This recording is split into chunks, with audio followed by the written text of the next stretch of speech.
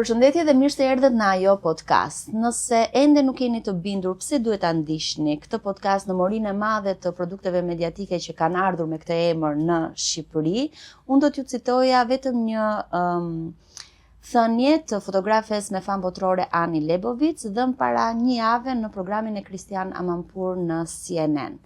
Ajo ishte ftuar për të folur për albumin e fundit fotografik që titullohej Gratë.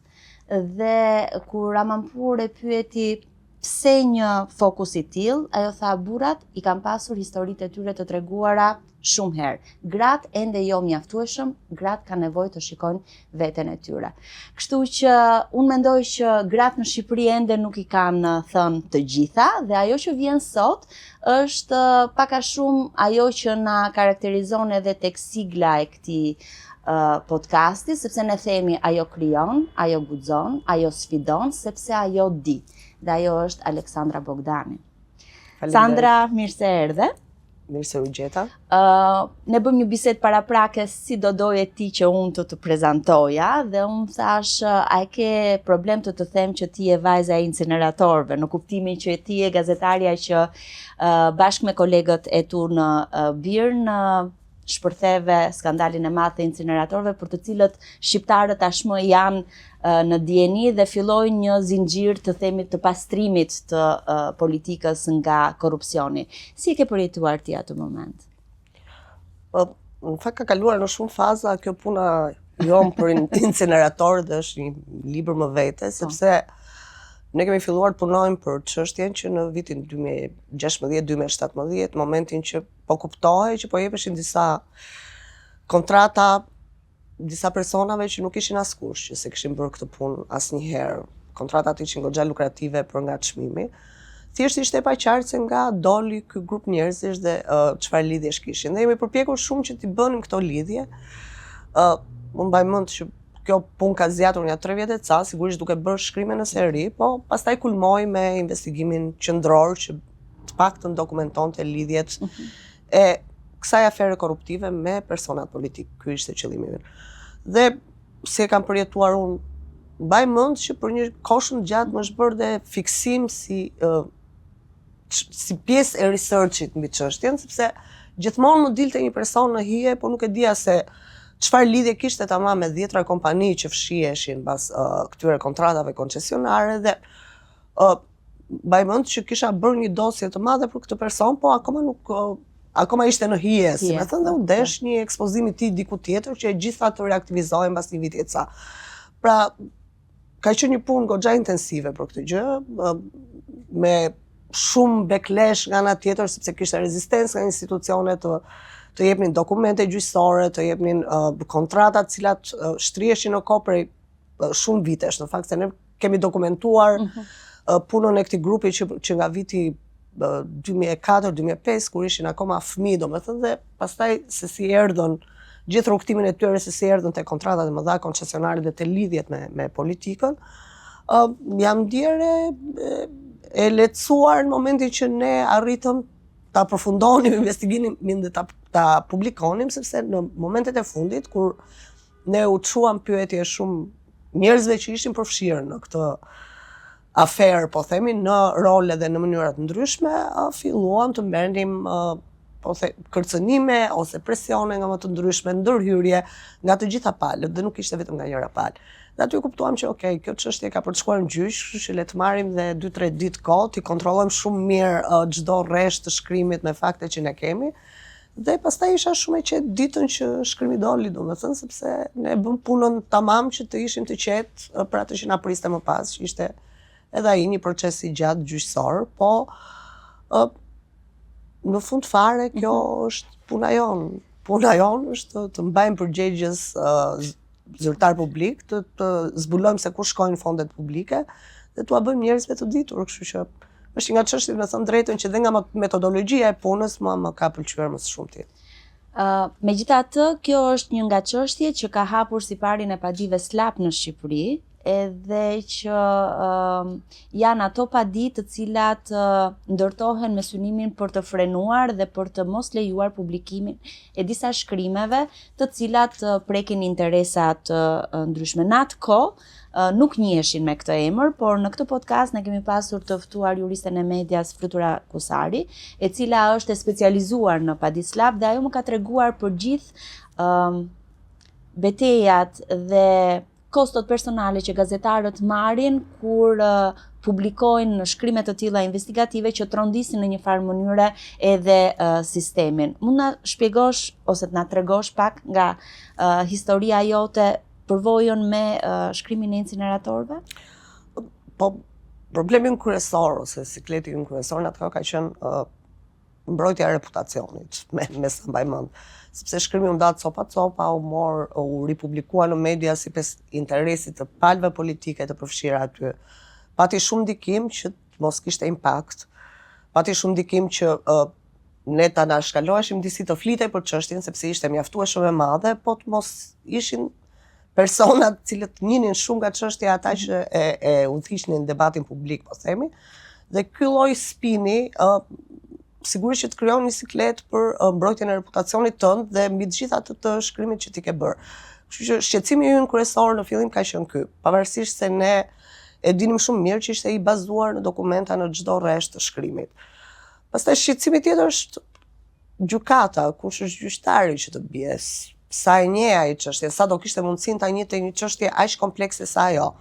Një tjetër problem ishte avokati që ne tentuam të kontaktonim me shumë njerëz dhe askush nuk e merrte përsipër çështjen në fillim fare. Se kur i mendon nga mbrapa gjërat kanë kaluar. Kjo më duhet. Dhe fatmirësisht gjetëm një avokates shumë të mirë dhe shumë të zonjën, e cila tha, "Okej, mirë, prit, do e bëj", por dhe asaj u dhe shumë punë ta kuptonte në themel çështjen sepse bëj fjalë për shumë kontrata, skema të komplikuara të qarkullimit parave, të lidhjes së personave, pra kishte me 10 personazhe të përfshirë aty. Dhe sigurisht përgatitja për gjyq ka qenë një stres më vete, mbaj mend. Në gjykat pastaj ishte një situatë absurde sepse seanca e parë në mos gaboj na ka qelluar diku në pranverë që nga tetori që ishte bërë padia e një viti më parë. Dhe në seancën e parë sigurisht që nuk ndodh asgjë, vetëm hapet procesi dhe seanca tjetër ishte në shtator. Dhe ti po themi 6-7 muaj në avans. Dhe kjo zgjatja e gjyqit në një kohë kur ti vërtet do që të ndahet e drejta, prap ishte një lloj stresi dhe presioni tjetër, po themi, plus ai jeni dhe ndërkohë në këto 7 muaj ti duhet të përgatisje për shkrimin e radhës, nuk është se merr pushim. Kush është problemi? Problemi është që këto lloj padish i konsumojnë gazetarët në procese dhe në vëmendjen e tyre që mund ta harxhonin atë kohë dhe atë vëmendje për çështje të tjera absolutisht. Ose për të vazhduar këto çështje që çështjen për cilën bëhet fjalë, pra të bëhej një follow-up. Procesi ka qenë i gjatë, ka qenë goxha i zvarritur, siç përballen shumica e njerëzve në atë kohë, ka qenë stresues absolutisht. Por ne gjithmonë kishim bindjen që i prit, ne jemi shumë të bindur edhe që e kemi bërë punën shumë mirë në këtë rast dhe kjo ishte vetëm e qetësi që na mbante. Sigurisht që zgjati edhe pasi prokuroria e posaçme hapi hetimet, sigurisht që ai ishte një moment pastaj që nuk ishim vetëm ne që kishim gërmuar, po ishin dhe institucionet që po ndishnin të njëjtat hapa në hetim dhe ishte një lloj qetësie që tani kjo çështje nuk ka ku të shkojmë më. Po, derisa e fituam nuk ishte një gjë e lehtë për tu përtypur, sepse problemi do ishte e i prit se gjithçka mund ndodh nëse siç ka ndodhur me kolegët tanë. Beteja jonë do vazhdonte, po beteja e shkrimit, dhe impakti i shkrimit pastaj do vijej në diskutim dhe ky ishte shqetësimi kryesor. Kur ti e ke mbaruar fakultetin e gazetarisë në vitin 1000 shumë e lashtë, në 2002. 2002, se unë kam mbaruar në 97, kështu që një 5 vjeçar na ndan.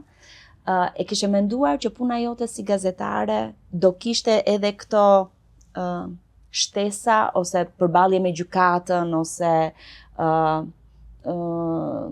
presioni që mund të vendosë mbi profesionin tënd, duke ditur që ti po bën punën, se ti nuk e ke filluar si gazetare investigative, ti ke qenë zëvendëskuar redaktore tek Mapo dhe tek Shekulli, dhe pastaj i ke bashkuar pjesës gazetarisë investigative? Kur kam qenë student, në fakt dinim shumë pak për çfarë ishte gazetaria. Dhe ti nuk je nga Bogdanët e Tiranës, jo, të ta sqarojmë. Jo, ta sqarojmë një herë mirë, sepse është Se një gjë që më rrugica e ndjek për Bogdanëve. vite me radhë. Po, ndonjëherë ka qenë mirë, ndonjëherë më duhet të sqaroja më shumë se ç'duhet. Jo, kur ishim në shkollë pak gjë dinim realisht se si është gazetaria dhe çfarë duhet për ta bërë mirë punën. Kishim një nocion romantik të që unë si shumë kolekt mite kisha absolutisht që ishte drejtësia, nevoja për kërkuar drejtësia që më shtyu mua drejt këtij profesioni. Por sigurisht që gazetaria nuk është një punë e thjeshtë asgjëkund, dhe kurse si nuk ka qenë një punë e thjeshtë në Shqipëri. Dhe gjatë viteve edhe unë jam përgatitur si gjithë kolegët e mi që të përballem me një presion, me një pamundësi, me shumë probleme brenda redaksive tona që nisnin që nga trajtimi jo i drejtë i gazetarëve, te mungesa e pagesave, dhe ne duhet mbanim dhe vete në Tiranë atë kohë. Deri tek pastaj rastet e censurës. Ti ke filluar punën në çfarë moshe? Unë kam filluar 19 vjeç, kam qenë sapo fillova vitin e dytë në fakultet, dhe atëherë ishte në fakt i gjithë brezi ynë mezi ka pritur që të kalonte të gjente punë, domethënë ishte e prit se shkolla është këtu dhe shkolla është relativisht e thjeshtë, shkolla e gazetarisë, por dhe ishte një kohë shumë e mirë në fakt, sepse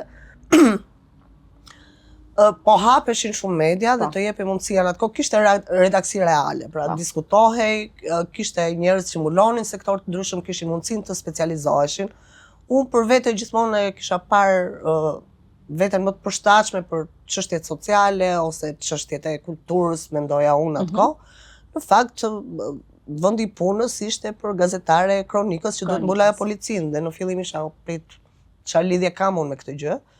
Po kuptova që instinkti i profesionit u vë me njëherë në lëvizje që në momentin e parë që më duhej të mbuloja një ngjarje goxha të rëndë. Kështu që kështu ishte pak a shumë udhëtimi im, rrugëtimi, gjithmonë kam dashur të jem gazetare, më është dashur gjithmonë të bëj redaktore, dhe tani jam më shumë redaktore se sa jam gazetare, sado që e kam bërë këtë luftë, po e quaj të humbur këtë luftë për të qenë një gazetare gjithmonë terren, le të themi, sepse ishte vetëm mënyrë në atë kohë që redaksit tona aty të promovoheshe, të rritej rroga, të kishe mundësinë për një status më të mirë, po themi, brenda profesionit tënd, dhe unë shumë herë u bëra redaktore kronikës në Gazetën Shekulli, pastaj u bëra zvendës kryeredaktore për disa vite. Shumë afër të qenit kryeredaktore, një gjë të cilën pastaj thasha prit, nuk është ajo që dua, duhet të rikthehem edhe një herë aty ku kam dashur të jem, dhe kjo ka qenë pak a shumë trajektoria e lëvizjes tënde. Derisa në vitin 2014 pastaj u bashkova zyrës së Birnit këtu, dhe aty u vullos pak a shumë roli im si gazetare dhe redaktore e gazetarisë investigative. Sandra, mua më ndodh gjithmonë që kur ftoj vajzat e medias në këtë podcast, dua që të rast të flasin për veten dhe më flasin gjithmonë për punën dhe për median. Kjo do të thotë sa e lidhur është puna dhe jeta e një gazetari me njëra tjetrën, dhe sa e vështirë është që ti ndash këto dy hapësira në jetën e një gazetare. Megjithatë, unë ngulmoj që në këto biseda të shkurtra që ne kemi, publiku ta di që mbas çdo shkrimi të suksesshëm ose jo, mbas çdo artikulli që ka marrë vite të tëra punë, të njohin dhe personat që kanë bërë kërkimet e tyre, që kanë pasur si objektiv njohjen e të vërtetës dhe jo gjëra të tjera që vinë me këtë, siç mund të jetë fama për shembull, ose siç mund të jenë shpërblime të tjera që lidhen me figurën e gazetarit. Dhe dua ta vazhdoj këtë linjë diskutimi që nisëm me një thënie që e kam dëgjuar nga Milena Gabaneli në festivalin ndërkombëtar të gazetarisë në Perugia. Ajo ishte dhe është akoma gazetare e një prej misioneve investigative më të njohura në Rai 3, Report quhej atëherë, tani quhet Data Room, besoj që ti e njohur me punën e saj. Dhe në monologun që ajo mbajti në festivalin ndërkombëtar të gazetarisë, tha gazetaria është shumë e bukur, gazetaria investigative është ajo që unë dua të bëj, por në fund gazetarët investigativ rrezikojnë të mbeten vetëm. E ke përjetuar ti këtë status të gazetarëve investigativ? Në fakt kjo është, po themi, motoja që na bashkon të gjithëve ne. Sepse dhe mua më është dashur, pa e ditur se ç'ka thënë gazetarja në fjalë. Në fakt më është dashur ta përshkruaj jetën time në një dokumentar dhe ajo që aty e realizova në fakt teksa po flisja, nuk është se e kisha menduar ndonjëherë, po është një jetë e vetmuar në fakt, jo vetëm në aspektin personal, po ti jeton në komunitete shumë të vogla, jeton në vende ku të gjithë janë të pleksur, të gjithë e njohin njëri tjetrin dhe duhet ta ndash veten nga çdo lloj interesi, po themi, që mund të vi vërdall. Dhe sepse panshmëria dhe besueshmëria janë armët e vetme që ti si gazetar ke. Shoqet e mia ndonjëherë bën shaka dhe thonë prit se na ke prishur me gjithë dynjan, sepse më është dashur të shkruaj për njerëz të cilët i kam pasur edhe shok klase, i kam pasur në lagje, njerëz të cilët i kam njohur në rrethana të ndryshme dhe më duhet të u lumtoj në një moment caktuar kur ata kanë role të tjera të caktuara dhe pak a shumë ti e ndjen vetëm po themi në momentin që vërtet ndjek këto kriteret e tua të gazetarisë, pse nuk mund të jesh dot as nga njëra anë dhe as nga ana tjetër në bipolarizimin e ndarjes së shoqërisë në këtë vend, që është e tillë edhe në media, edhe në politik, edhe në mënyrën se si shoqëria i përjeton procese demokratike në Shqipëri, që nuk e as me njërin as me tjetrin, nuk të do as njëri as tjetri, që është e drejtë të jetë kështu, po në fakt është puna ajo që mbizotoron në këtë rast dhe është vetëm vërtet, është një jetë e vetmuar përgjithsisht. E ke menduar ti kur e ke filluar fakultetin e gazetarisë që do vish në vitin 2025 dhe do jesh në këtë pozitë ku je? Do kishe dashur një gjë tjetër për veten tënde mbas 20 e ca viteve karrierë?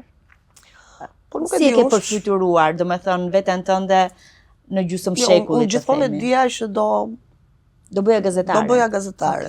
Që kur fillova shkollën, ndofta jo më përpara, kam harxuar shumë kohë duke studiuar për mjekësi në fakt, si sa mirë. Gjithë fëmijët e prindërve që donin mjek në familjen e tyre, kështu që kur fillova të studioja për gazetari, e dija që doja të bëja gazetare. Dhe tipikisht, ndofta nuk e kisha të qartë që do ishte gazetari investigative apo çfarë, po në fakt ka lidhje pak me mjekësinë gazetaria, se kuron plagët e shoqërisë në një farë mënyre.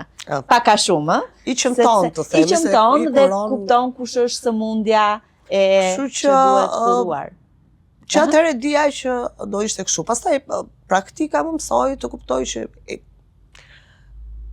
pak a shumë profesioni kthehet në një lëkurë të dytë tënde, në ti mund të kesh një jetë tënde kur je duke praktikuar gazetarinë.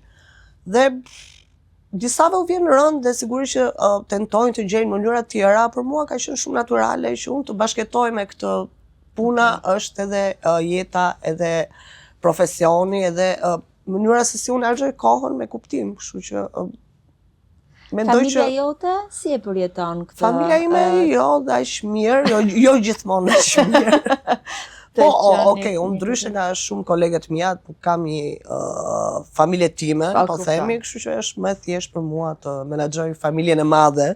Po ti nuk je vetëm, ti ke shoqe. Absolutisht, unë kam shok. Ti ke shok, ke miq. Dhe po flasim për vetmi të një lloji tjetër, një vetmi që ti pak a shumë je i distancuar nga gjithë grupet e njerëzve që të rrethojnë, domethënë se përndryshe pak a shumë tenton të kompromentohesh. Po ke një jetë për te i gazetarisë, shkon në kinema, lexon libra, bën udhëtime. Fare depresive tani situatë. Jo, nuk është. Sigurisht që kam një jetë të limituar, do thoja për qenë sinqert, domethënë. Tentoj të bëj gjëra që më pëlqejnë, po pak a shumë unë në këtë pikë të jetës time shikoj që pasioni edhe profesioni janë kthyer në një gjë dhe ndofta nuk është një gjë e mirë dhe duhet të kërkoj pasione të reja, mendoj ka ardhur koha. Shkëlqyer. Sandra, ke ti një mendim tëndin për rrugëtimin e vajzave dhe djemve në gazetari? A janë të ndryshme ato? A janë të veshura me nuanca të normave patriarkale apo sfidat e një gazetari dhe një gazetare në Shqipëri janë të njëjta? Mendoj që sfidat janë pothuajse të njëjta. Sigurisht që ndryshon pastaj natyra e sfidave për secilin nga gjinit dhe rolet. Ne përballemi me të njëjtat probleme, kemi të njëjtat qëllime, po themi në redaksin time unë dhe shokët e mi, kolegët e mi djem, përballojmë të njëjtat gjëra pothuajse.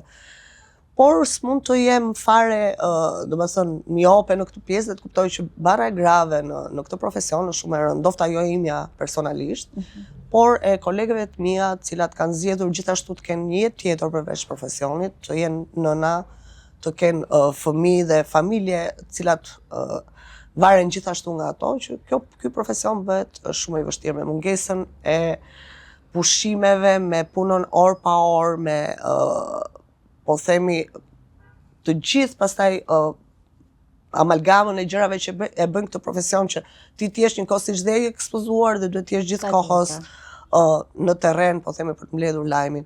Me mënyrën se si të tjerët e perceptojnë profesionin ton dhe këtu kam shumë për të thënë që sigurisht roli i grave gazetare perceptohet fatkeqësisht akoma nga shoqëria jonë është në mënyrë më të keqe të mundshme dhe dekurajuese, sepse shikoj komentet online janë bërë tashmë është një gjë, është një sigurisht që mua personalisht nuk më shqetësojnë disa njerëz cilët nuk kanë asnjë lidhje me ty, por është klima. Është një klim që shikon, po themi dhe fije e flokut tek sjellja e një vajze gazetare dhe nuk shikon defekte shumë të mëdha tek burrat gazetarë, të cilët mbahen akoma si role models të profesionit këtu.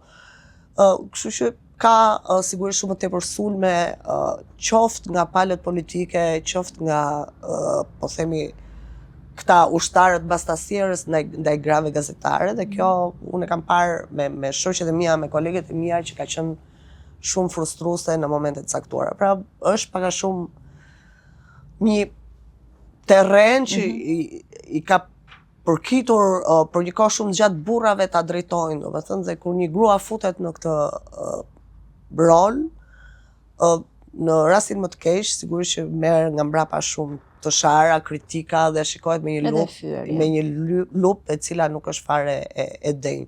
Dhe mund të përmend këtu pafundësisht raste të kolegeve të mia, siç është Ola Xama, Klodiana Lala dhe shumë të tjerë, cilët janë përballur.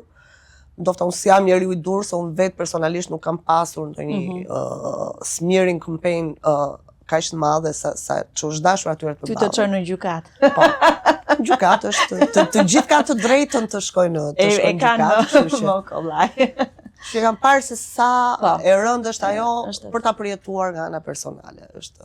Është një terren i cili për mua duhet, do të thënë, dhe publiku që ne tentojmë ti shërbejmë, duhet kuptoj që këta janë njerëz të cilët bëjnë një profesion caktuar dhe nuk ka nevojë të jenë heroina dhe të luftojnë në shpatë, po janë duke bërë punën e tyre shumë mirë dhe të frenojmë pak nga gjithë kjo luzmë. Dhe janë gjithmonë në anën e tyre. Pra, unë mendoj që publiku në Shqipëri ka ardhur koha që jo vetëm ta kuptoj, por edhe të bëhej aleant me gazetarët, të cilët janë i vetmi profesion që i mban të drejtat e të në përkëmburve në optikën e vetë. Nëse gazetarët janë aty për të folur për të drejtat e tua si qytetar, janë me ty. Po, faktikisht njerëzit mendojnë për gazetarët dhe i vlerësojnë gazetarët atëherë kur u duhen. Dhe unë gjithmonë u them njerëzve me cilët më është dashur të punoj që i prit, do vi një moment që do të duhen gazetarët. Po, patjetër. Kështu që mbështeti dhe nderoj në momentin që ata i ke aty. Në momentin që ti ke një rol tjetër dhe që në këtë moment ndofta ti mendon se nuk të duhen. Sepse ne shikojmë që këtu kahet politike ndryshojnë vazhdimisht, politikanët ndryshojnë vazhdimisht. Një post publik nuk është gjithmonë i dhënë një herë për gjithmonë, sado që në Shqipëri është shumë e vështirë që njerëzit të zbresin nga kali, si me thënë. Dhe gjithmonë kërkojnë një gazetar në momentin që e kanë humbur këtë pozicionin, cilin e ka keq përdorur në mënyrën më të shëmtuar kur e kanë pasur. Kjo që po thua më kujton një episod me një ish kryeministër në kohën kur unë mbuloja politikën në televizionin Arbëria.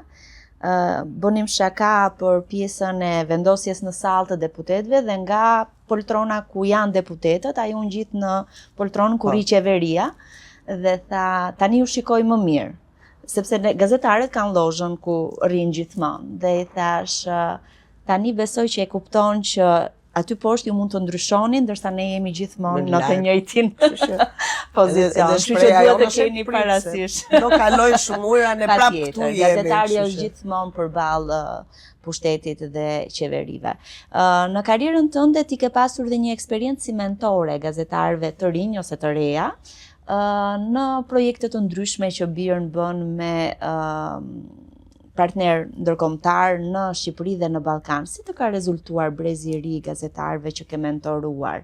Janë ata më të qartë për rolin që kanë, janë më të friksuar, janë më të pasionuar për të ndjekur të vërtetën? Si e shikon këtë qasjen e gazetarëve? Një gjë që më pëlqen te brezi i ri është që janë më shumë pragmatik se sa çishim ne. Brezi i ynë kemi qenë brez më idealist, më fluturak, do thoja unë, bashkë me idealizmin. Dhe pragmatismi ndonjëherë të drejton në mënyrën e duhur nëse një profesion është për ty ose jo, ose të duhet diçka tjetër. Ka sigurisht si të gjithë pleqt, edhe unë kam shumë kritika për brezin e ri. Të lutem, se tani ke edhe më të moshuar. Ne jemi brezi sigurisht, ne jemi brezi punës e ju të rinj nuk dini. Ndjesitë e mia janë mikse, po ashtu duhet të jenë realisht, sepse për mua mendoj gjithmonë që individi e bën diferencën. Ka njerëz në brezin e ri të gazetarëve, të cilët kanë premisa shumë të mira për të bërë, ka njerëz sigurisht që janë aksidentalisht në këtë punë. Dhe ndofta rruga e jetës do i drejtojnë ndofta në drejtime tjera. Ajo që unë them është që kjo punë nuk bëhet dot pa e dashur 100%, sepse edhe kështu është mjaftueshëm e vështirë, kështu që jam munduar gjithmonë në fillim t'i frymëzoj, pastaj të mësoj. Tu doja të dilja. Dhe fatkeqësisht ambienti nuk është frymëzues, ndryshe nga koha kur ne filluam punën. Ambienti i gazetarisë, po themi, ndofta media është më komplekse, ka aty shumë pozicione të tjera. Po gazetaria nuk i frymëzon më të rinj dhe kjo është për mua një gjë për të ardhur keq. Dhe ndonjëherë i kuptoj, sepse askush nuk zgjedh të bëjë një jetë të vështirë, të keq paguar, pa pushime përballë mundësive tjera që mund të jepen, dhe duke mos pasur mundësinë ta bëjnë punën e tyre mirë. Por me ndikimin që artikuj të tillë si ai incineratorëve ose skandale të tjera që janë zbuluar nga kolegët tanë, besoj që shpërblimi është shumë fish. Prandaj po them që vetmja gjë që të mban këtu është mundësia që ti ke, ose oportuniteti që ti po e bën punën të shumë mirë dhe kjo punë ka shumë ndikim.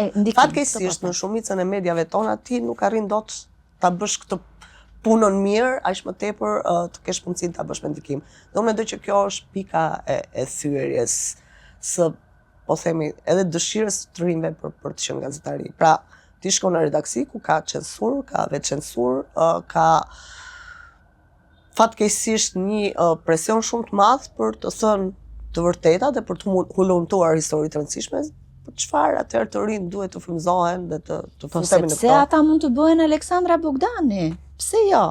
Ne kemi modele të cilat e shpërblejnë mundin edhe figurën e por gazetarit. Fatkeqësisht në tërsinë e vet, mund të bëhen Esmeralda Keta, mund të bëhen Anila Hoxha. Në shumicën e vet absolutisht. Kjo është ajo që unë them të rinjve, por duhet të jem dhe realiste të them që redaksit tona fatkeqësisht e kanë humbur peshën dhe rëndësinë e tyre dhe duke u kthyer tashmë në një barrierë për gjithë të tjerët të cilët do donin të dishin më shumë shembuj të mirë të gazetarisë në televizionet që ata i ndjekin, sepse unë punoj për një organizatë që është non-profit, nuk ne po bëjmë një punë shumë të madhe, po themi që edhe ne në kushtet e mbijetesës për ta mbajtur gjallë gazetarinë e bazuar në fakte dhe gazetarinë investigative, por jo të gjithë ndjekin birnin, po themi, ose media si ne. Ka shumë të rinj, cilët ose shumica e tyre ndjekin Top Channel, TV Klan, News 24, televizionet mainstream, pra ku shumica e informacionit vjen nga zyrat e shtypit dhe ky nuk është një ambient frymëzues, duhet ta themi. Por ajo podcast është një ambient frymëzues dhe të rinj dhe të reja duhet ta shikojnë këtë podcast edhe me dëshirën për të mësuar më shumë rreth këtij ambienti që ndonjëherë mund të jetë toksik, por nga ana tjetër nuk mund të bëjmë dot pa të, sepse demokracia vdes në errësirë thon, edhe gazetarët janë ata që mbajnë fenerët e dritës. Aleksandra, unë nuk naqa shumë që të kisha në këtë bisedë, shpresoj të kem dhe herë të tjera, të uroj shumë fat, sukses, shëndet mbi të gjitha dhe shpresoj që ta shikoj emrin tënd dhe të kolegëve të tu në majat e gazetarisë investigative dhe sidomos publiku të ndryshoj konceptin që ka për gazetarët. Nëse do kishe një mesazh të fundit për ata që e ndjekin ajo podcast, ose në veçanti për vajzat dhe për gocat e reja. S'do ta ndaja vajza ose e para njërë duhet të filloj vetë ta shikoj ajo podcast. Ky është mesazhi. Kështu që kjo puna e gjinime unë them më shumë do ta shohim njëri tjetrin si aleat për nishin të përbashkët, se sa po themi në mënyra transversale vajzat djemt ose djemt vajzat, por sigurisht që shoqëria ka nevojë që të krijojë shumë tepër mundësi dhe modele për vajzat në këtë vend ku nuk ka pasur po themi kemi trashëguar prej shekush një ambient goxha patriarkal. Faleminderit Aleksandra, të nderuar teleshikues dhe ndjekës podcastit Ajo, ky ishte episodi i radhës, ju lut takim në episodin tjetër. Deri atëherë, mirupafshim.